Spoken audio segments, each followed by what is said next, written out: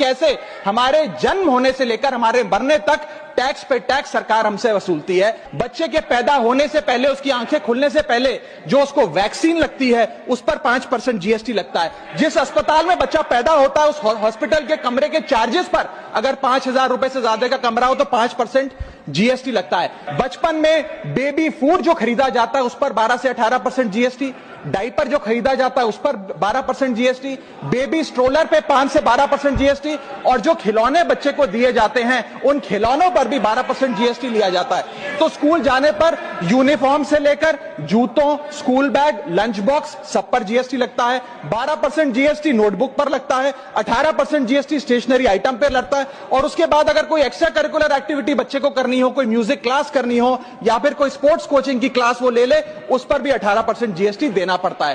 Private tuition ले तो उस पर भी जीएसटी, और पहली साइकिल जो बच्चा खरीदता है उस पर भी 12% जीएसटी देना पड़ता है। इस दौर में इंसान गाड़ी खरीदता है, घर बनाता है, जब गाड़ी खरीदता है तो जीएसटी देता है, रोड टैक्स भरता है, व्हीकल इंश्योरेंस पर जीएसटी भरता है, और जब गाड़ी लेकर शोरूम से निकलता है तो पेट्रोल डीजल पर वैट, सेस और एक्साइज ड्यूटी के नाम पर पैसा भरता है। जब सड़क पर गाड़ी चलाता है तो टोल टैक्स भरता है। और इस बीच शादी तो रह ही गई, फिर इंसान शादी करता है, इस बीच तो बैंक्वेट हॉल बुक करता है, उस बैंक्वेट हॉल की बुकिंग पे टैक्स भरता है। शामियाना, खाना, केटरिंग सर्विसेज लेता है उस पर जीएसटी भरता है। ज्वेलरी खरीदता है उस पर जीएसटी भरता है।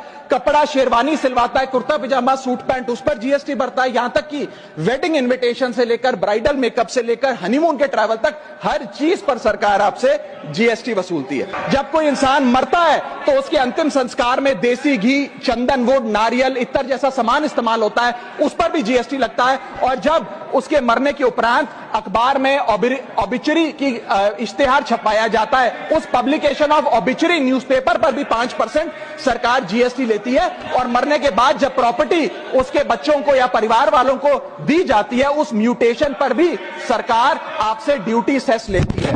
यह है life cycle of taxation model. लेकिन मैडम, सबसे जरूरी बात यह है कि इतना टैक्स देने के बाद सरकारें हमें देती क्या? कौन सी ऐसी हाई क्वालिटी सर्विस है जो फ्री ऑफ कॉस्ट जनता को दी जाती है? क्या हमें quality health care free of cost मिलता है? नहीं मिलता। क्या हमें वर्ल्ड क्लास एजुकेशन मिलती है? नहीं मिलती। क्या हमें फ्री वर्ल्ड क्लास ट्रांसपोर्टेशन मिलता है? नहीं मिलता।